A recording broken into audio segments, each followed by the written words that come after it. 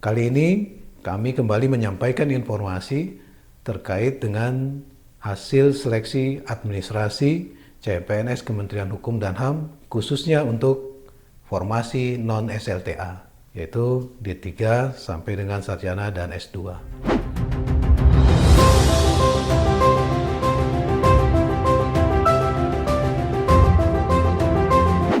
Sebagaimana kita ketahui bahwa rencana tahapan seleksi penerimaan CPNS Kementerian Hukum dan HAM sudah dimulai sejak tanggal 30 Juni tahun 2021 dengan diumumkannya formasi CPNS di Kementerian Hukum dan HAM. Kemudian diikuti dengan pendaftaran online mulai tanggal 30 Juni sampai dengan 26 Juli 2021. Dan panitia melakukan seleksi administrasi sejak tanggal 15 Juli sampai dengan 1 Agustus 2021. Setelah itu, pada saat ini sudah dilakukan pengumuman tanggal 2 dan 3 Agustus 2021. Kemudian nanti rekan-rekan dikasih masa sangga tanggal 4 sampai 6 Agustus 2021. Selanjutnya ada masa jawaban sangga dan lain sebagainya, dan tahapan-tahapan seleksi berikutnya masih bersifat tentatif karena masih menunggu terkait dengan PPKM dan kondisi COVID yang melanda negara kita. Rekan-rekan semua, sebagai gambaran bahwa total seluruh pelamar atau pendaftar yang mendaftar di Kemenkumham secara online tentunya berjumlah 627.113 pendaftar.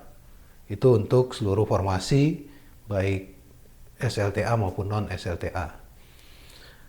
Namun demikian, yang mengunggah dokumen dari 627.000 itu, yang mengunggah dokumen hanya 487.049 orang atau pendaftar.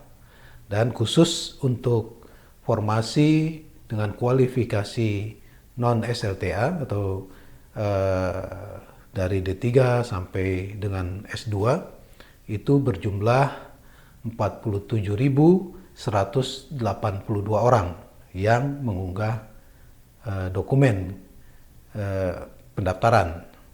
Sehingga jumlah pelamar seluruhnya 47.182 tadi sudah dilakukan verifikasi unggah dokumen dan dapat dihasilkan yang memenuhi syarat administrasi sebanyak 35.878 orang dan tidak memenuhi syarat administrasi atau TMS sebanyak 11.304 pendaftar atau orang.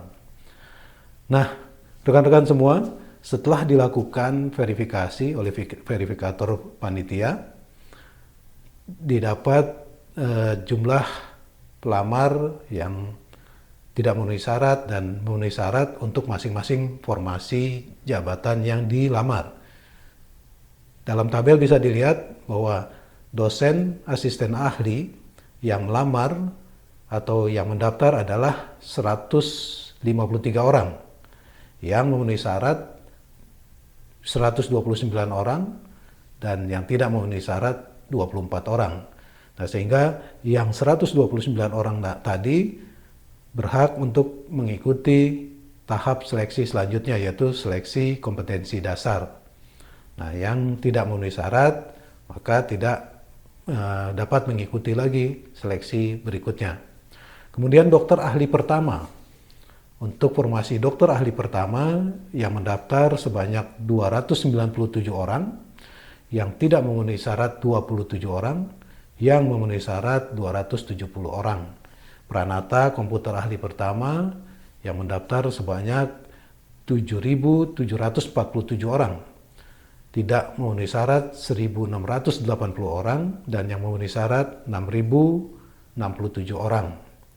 Nah, kemudian disusul penyuluh hukum ahli pertama yang mendaftar 3.184 orang, yang tidak memenuhi syarat adalah sekitar 1.137 orang dan yang memenuhi syarat 2.047 orang.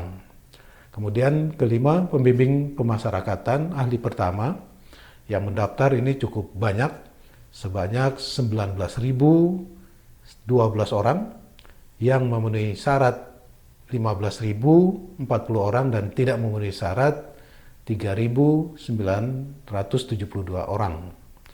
Di peringkat ataupun di urutan ke-6 adalah analis hukum ahli pertama.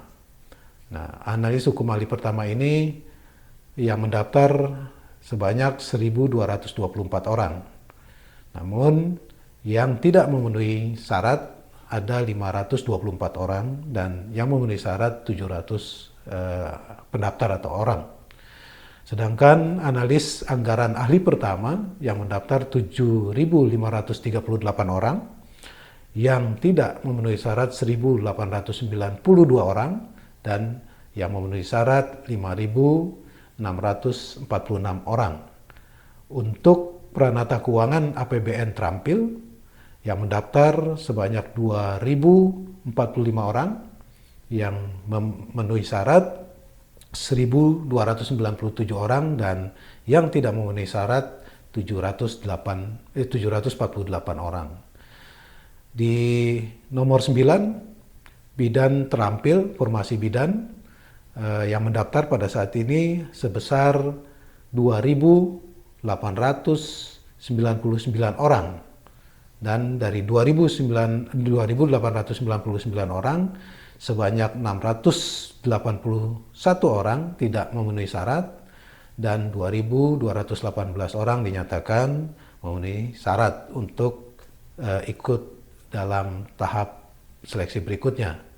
Dan yang terakhir adalah formasi perawat terampil. Untuk formasi perawat terampil yang mendaftar dan mengunggah dokumen sebanyak 3.083 orang dan sebanyak 619 orang dinyatakan tidak memenuhi syarat, dan yang memenuhi syarat 2.464 orang yang berhak juga nantinya atau dapat mengikuti tahap seleksi kompetensi dasar tahap berikutnya ya. Kemudian dari seluruhan jumlah 10 formasi yang disediakan, yang tersedia, seluruh pelamar yang mengunggah dokumen sebanyak 47.182 orang.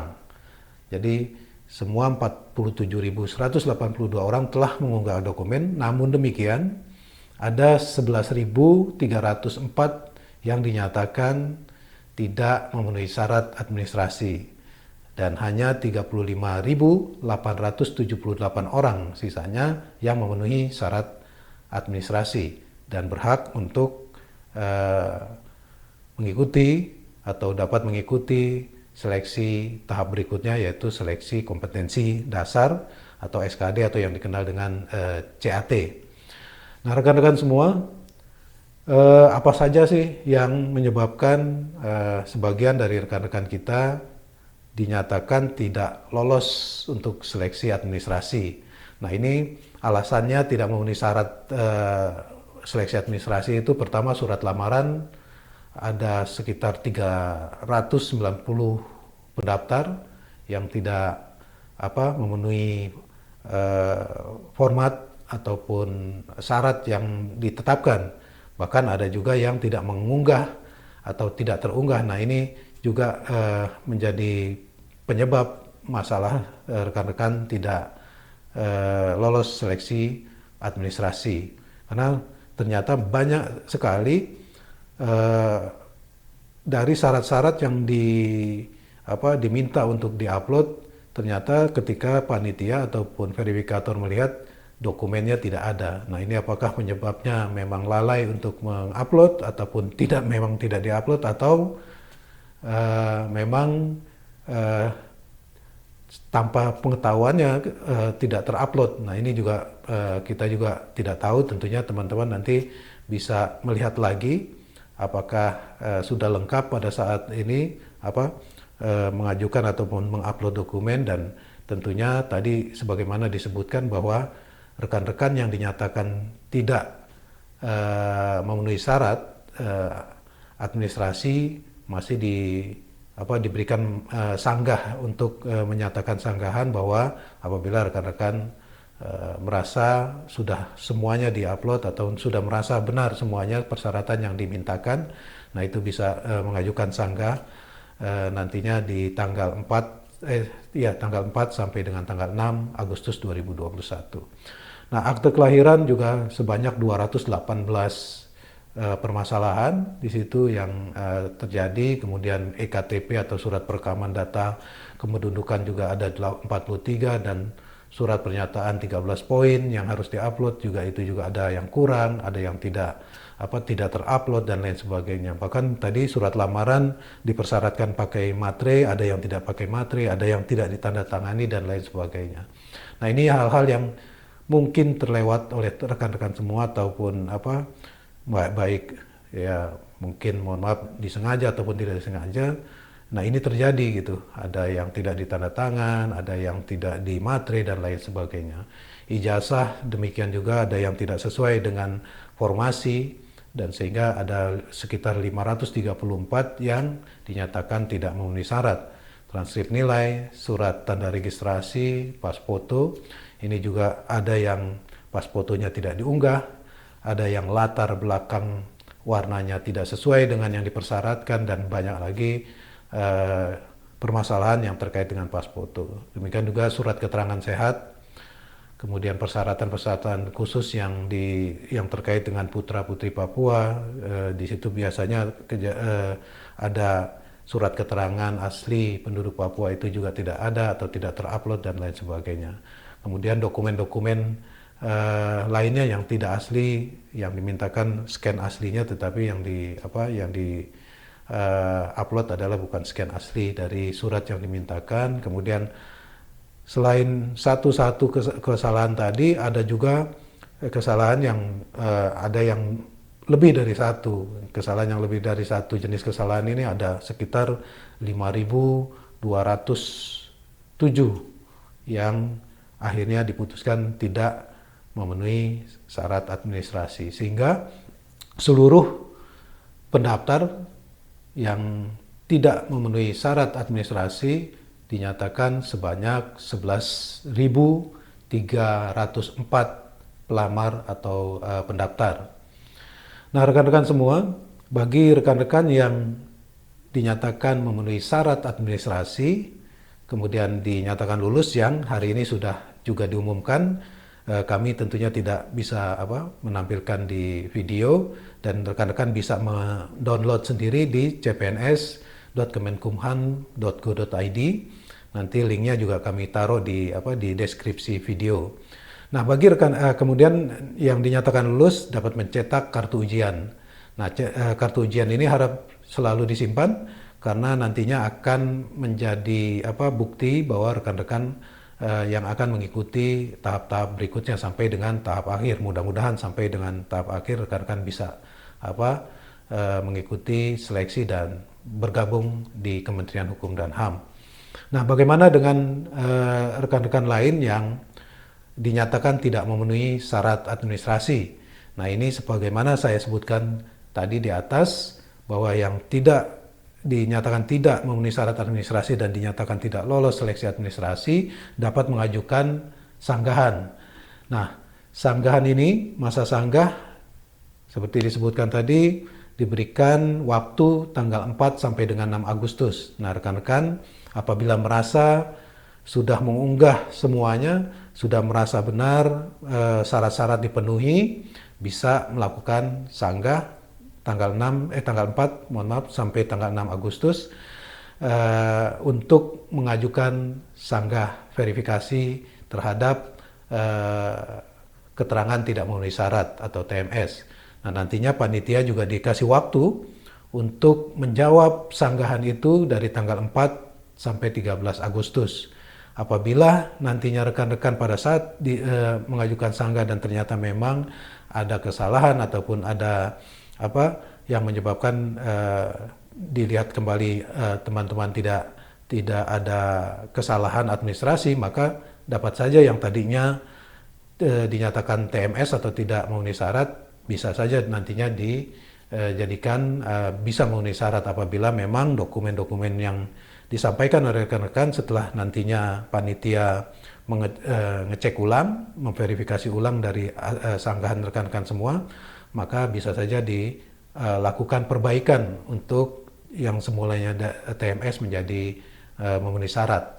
Namun demikian, apabila memang kesalahan itu terjadi dan rekan-rekan setelah diteliti ada kesalahan yang atau kekurangan dari persyaratan yang dipersyaratkan, maka nanti dari panitia akan menjawab dan memberikan di mana keterangan di mana kekurangan-kekurangan persyaratan yang seharusnya dipenuhi oleh rekan-rekan. Nah, ini panitia akan semuanya akan dijawab, sanggahan itu akan dijawab oleh panitia mulai dari tanggal 4 sampai 13 Agustus 2021. Nah, itu semua rekan-rekan informasi terkait dengan hasil seleksi administrasi untuk formasi non-SLTA atau formasi dari D3 sampai dengan S2. Mudah-mudahan rekan-rekan semua masuk di dalam yang lolos seleksi administrasi dan bisa mengikuti tahap-tahap berikutnya. Jangan lupa dicetak kartu ujiannya untuk mengikuti tahap-tahap seleksi berikutnya. Paling tidak seleksi yang akan datang adalah seleksi kompetensi dasar atau SKD atau yang dikenal dengan CAT. Rekan-rekan persiapkan diri dengan baik, dipelajari materi-materi SKD seperti TWK, TIU, dan TKP.